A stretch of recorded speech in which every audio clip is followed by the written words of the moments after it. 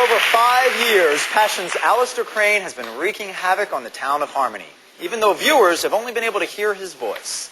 That is, until recently. Take a look. We're not put on this earth to be happy. We're put here to work. And while we're on the subject of family, let me assure you I have no intention of allowing your black hip-hop disc jockey son anywhere near the helm of Crane Industries. I guess the joke's on you then, Father, isn't it? Because no matter what you want, Chad is a Crane, and the whole world knows about it. But that doesn't mean he's getting my company, and neither are you. Please welcome from Passion's David Bailey.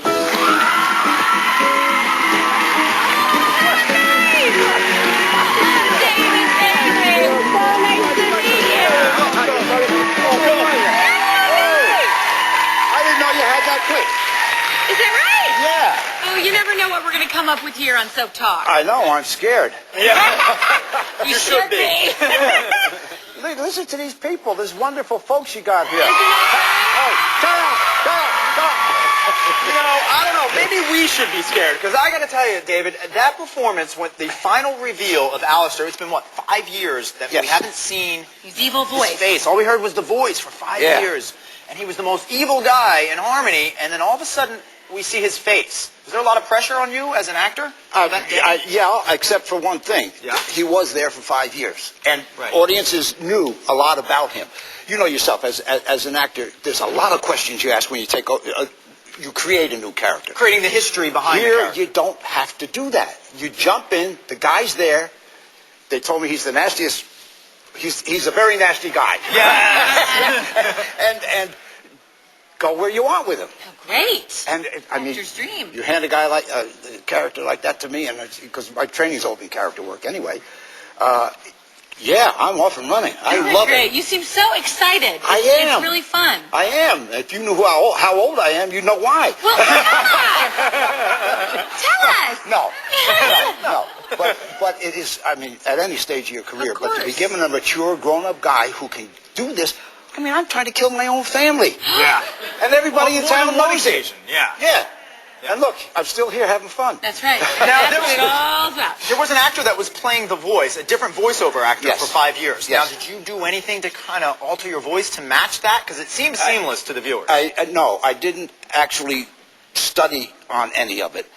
In fact, I didn't even know that he was right off the set doing this. I thought he was in a booth later. I would have thought that as well, He was right on the set. He was right on the set doing it. And no, it just, for some reason or other, the rhythms were all there.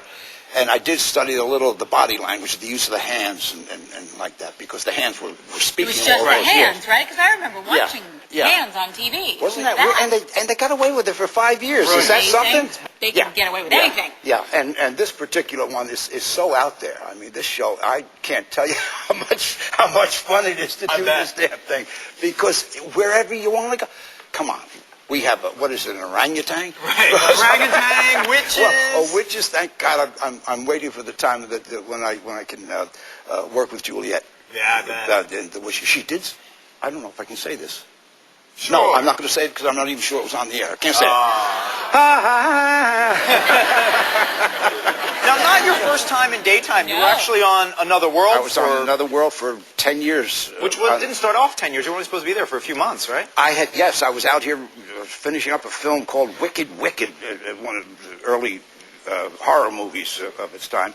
And we were just about finishing it, and I got a call, would I come back to New York to do a soap opera for 6 months?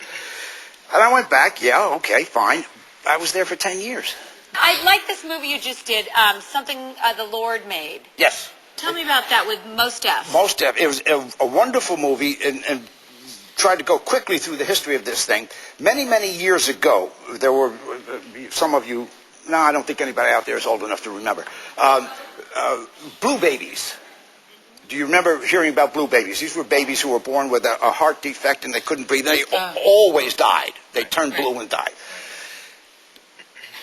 A young carpenter from down south somewhere in Atlanta or something like that, couldn't work down there and everything. He came up to Baltimore. He had saved up money to go to school, and the Depression took all his money, so on and so forth. He wound up working at not the Mayo Clinic in Baltimore, the big Johns Hopkins, as a janitor. He invented, because nobody could do open heart surgery on these babies. He invented a clamp that opened the chest and held it open, and they could operate on these blue babies. And that's the start of the open heart surgery. That's right. DeBakey and all these guys used his equipment. They wouldn't let him in the front door of the hospital. Right. Well, because he was a carpenter, not a doctor. But yeah. But eventually, his picture hung on the wall alongside all. They gave him an honorary doctorate and everything. It was Isn't that great? A wonderful What a story. great this story. guy. There was some fun to Yeah, it was. How was it working with Mos Def? I didn't actually do any work with Mos Def. I was a World War II general who had come in and complimented everybody on their work with shock, the battle fatigue and all that sort of thing. But it didn't have anything directly to do with it. I didn't know the guy. I didn't know he was. You guys know him as a rapper, I guess. Yeah. I didn't know who he was, but he had come to this movie with wonderful Broadway credits. Really? Yeah, he had been in that marvelous thing on Broadway, which I will not remember. But yeah, he's quite. I didn't know and when you watch him on screen, you know what all the fuss is about. Yeah, he's brilliant. He really is. Yeah, he's a wonderful guy. Well, David, thanks for coming here today. Thank you for having me. Is it all over? Thanks for joining us. Best of luck as Alistair. My pleasure. Thank you.